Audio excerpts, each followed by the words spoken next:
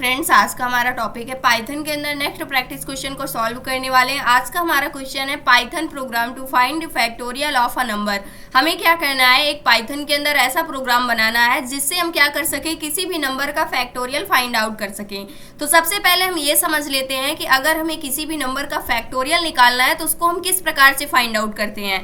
तो इसके लिए यहाँ पर हम कमेंट देते हैं। मान लीजिए हमारे पास कोई एक नंबर है 3, इसको हम ऐसे रख सकते हैं n इक्वल हमारे पास क्या है 3 है और इसका हमें फैक्टोरियल कैलकुलेट करना है। तो हमें पता है जब भी हमें फैक्टोरियल निकालना होता है तो उस कंडीशन पे हम क्या करते हैं, जो भी आपको नंबर दिया गया है उस नंबर से ले करके 1 तक हम क्या कर देते हैं, उसकी मल्टीप्लाई कर देते हैं। जैसे 3 से लेकर के हम 1 तक जाने वाले हैं, यानी कि जो हमारा 3 दिया गया है यहाँ पर 3 मल्टीप्लाई 2 मल्टीप्लाई 1, यानी कि 3 और 1 के बीच में जो भी नंबर आएगा उन सभी का आपस में मल्टीप्लाई कर देना है, या फिर जो भी नंबर आपको दिया जाता है उससे लेकर के 1 के बीच में जितने भी नंबर्स आते हैं आपको उन सभी की आपस में मल्टीप्लाई कर देना है। उस कंडीशन पे जो भी रिजल्ट आता है वही आपका क्या हो जाता है, उस नंबर का फैक्टोरियल हो जाता है। अब जैसे जो हमारे पास वैल्यू 3 है यानी कि नंबर 3 है, इसका फैक्टोरियल क्या आएगा, 6 आ जाएगा।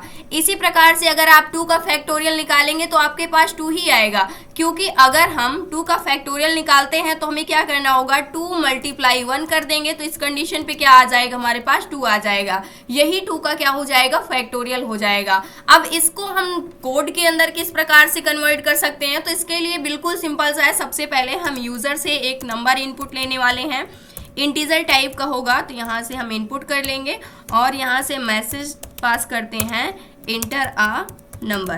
तो यूज़र यहाँ से क्या करेगा, एक नंबर इनपुट करेगा। उसके बाद हम क्या करने वाले हैं, यहाँ से फ़ॉन्ट का साइज थोड़ा सा छोटा कर लेते हैं और इसके बाद हम क्या करेंगे, यहाँ पर एक वेरिएबल बनाने वाले हैं फैक्टोरियल नेम का। इसको हम फैक्ट दे देते हैं जिसकी वैल्यू हमने 1 रखा हुआ है, क्योंकि जब भी हम वैल्यू को ऐड करते हैं यानी जब भी हमें सम कैलकुलेट करना होता है तो उस कंडीशन पे उसकी स्टार्टिंग वैल्यू हम हमेशा 0 रखते हैं। लेकिन जब भी हमें मल्टीप्लिकेशन करना होता है तो उस कंडीशन पे हम स्टार्टिंग वैल्यू क्या मानते हैं, 1 मानते हैं। क्योंकि अगर आप किसी भी नंबर से 1 की मल्टीप्लाई कर देते हैं तो आपको वही नंबर मिलेगा, उसमें कोई चेंज नहीं आएगा। जैसे आप किसी भी नंबर के साथ अगर 0 को ऐड करते हैं तो आपको वही नंबर मिलेगा, कोई चेंज नहीं आएगा। तो यहाँ से फैक्टोरियल स्टार्टिंग वैल्यू हमने 1 रख दी है। अब इसके बाद हम यहाँ पर लूप लगाएंगे, वही लूप का हम यूज़ करते हैं। जब तक जो हमारा नंबर होता है ये ग्रेटर देन किसके रहता है, 0 के रहता है, तब तक हमें क्या करना है, उस नंबर्स को हमें फाइंड आउट करना है, उसका फैक्टोरियल। तो यहाँ से हम फैक्ट जो हमारा वेरिएबल है इसके अंदर हम क्या करेंगे, जो भी हमारा फैक्टोरियल होगा उसकी हम मल्टीप्लाई कर देंगे किससे, n से, जो भी हमारा नंबर होगा। और इसके बाद बाई 1 जो भी हमारी वैल्यू होगी n-1 कर देंगे, डिक्रीज करते रहेंगे जब तक ये हमारी लूप क्या रहती है, यहाँ पर इसकी कंडीशन ट्रू रहती है। जैसे ही कंडीशन फॉल्स होगी उस कंडीशन पे हम अपने फैक्टोरियल को यहाँ से प्रिंट कर लेंगे। तो यहाँ से फैक्टोरियल ऑफ द नंबर ये मैसेज डाल देंगे। जो भी हमारा नंबर है उसका जो भी फैक्टोरियल है उसको हम क्या कर देंगे, यहाँ से प्रिंट कर देंगे। तो यहाँ से हम क्या लिख देंगे, यहाँ से फैक्टोरियल, यानी कि फैक्ट नेम के वेरिएबल के अंदर है। तो इसके बाद हम यहाँ से स्पेस देंगे थोड़ा सा और यहाँ से हम क्या लिखने वाले हैं, जिस भी वेरिएबल के अंदर हमने फैक्टोरियल को स्टोर किया हुआ है उसको हमने यहाँ से टाइप कर दिया। सेव करेंगे, हमारा जो कोड है ये कंप्लीट हो चुका है। सबसे पहले हमें नीड है कि यूज़र कोई एक नंबर इनपुट करे और उस नंबर कि मल्टीप्लाई हम हमेशा 1 के साथ करेंगे, यानी कि जो हमारा 1 है सबसे पहले टाइम हम उसकी मल्टीप्लाई 1 के साथ करेंगे, फैक्टोरियल की मल्टीप्लाई। और हर बार हम यहाँ से नंबर को चेक करेंगे कि जो हमारा नंबर है क्या वो 0 से बड़ा है। अगर 0 से बड़ा है तो उसका फैक्टोरियल कैलकुलेट करना है और बाई 1 नंबर को हमें डिक्रीज करते रहना है। जब तक ये लूप ट्रू रहेगा तब तक ये इसके अंदर जो भी यहाँ पर स्टेटमेंट लिखी गई है ये वर्क करती रहेगी। जैसे ये लूप यानी ये कंडीशन फॉल्स होती है उस कंडीशन पे हमारा जो फैक्टोरियल है वो हमें मिल जाएगा। कोड को यहाँ से करते हैं रन। अब हमें 2 का फैक्टोरियल चेक करना है तो 2 का फैक्टोरियल 2 ही होता है, जैसे कि आप देख सकते हैं। फिर से हमने कोड को रन किया। अब मान लीजिए हमें 3 नंबर का फैक्टोरियल फाइंड आउट करना है तो 3 नंबर का फैक्टोरियल 6 होता है। फिर से हमने कोड को रन किया। मान लीजिए हमारे पास कोई एक नंबर है 12, इसका फैक्टोरियल क्या होता है, आप देख सकते हैं ये फैक्टोरियल इसका निकल के आ चुका है। इसी प्रकार से आप किसी भी नंबर का फैक्टोरियल क्या कर सकते हैं, फाइंड आउट कर सकते हैं।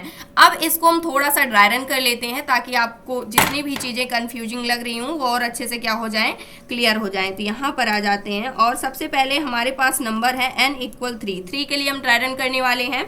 स्टार्टिंग वैल्यू 1 है, वाइल लूप के अंदर आएंगे, 3 ग्रेटर देन 0 की है तो कंडीशन ट्रू हुई। फैक्टोरियल के अंदर आएंगे तो जो हमारा f है, f मान लेते हैं फैक्टोरियल को, f equal f multiply n कर देंगे।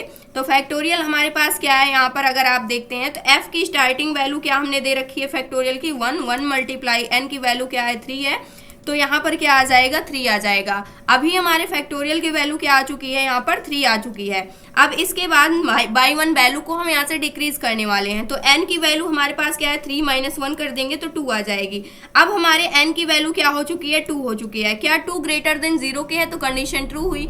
जैसे ही ट्रू हुई वैसे हम फैक्टोरियल फिर से कैलकुलेट कर लेंगे यहाँ से। तो यहाँ पर फैक्टोरियल मल्टीप्लाई n करेंगे, फैक्टोरियल की वैल्यू हमारे पास क्या है 3 है, मल्टीप्लाई n की वैल्यू हमारे पास क्या है 2 है।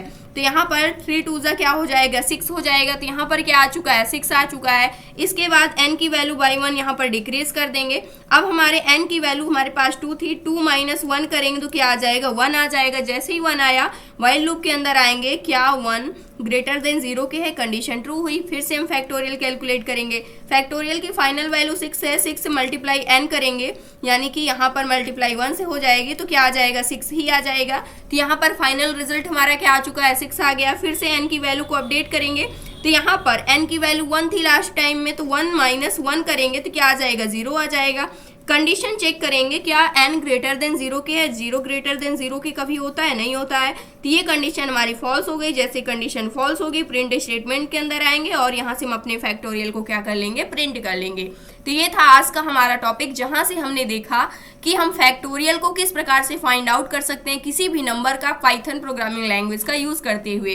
फाइनल रिजल्ट हमारा क्या आ चुका है 6 आ चुका है। इसी प्रकार से आप 5 नंबर के लिए क्या कर सकते हैं ड्राई रन करके देख सकते हैं ताकि आपके सारे के सारे कॉन्सेप्ट अच्छे से क्लियर हो जाएं।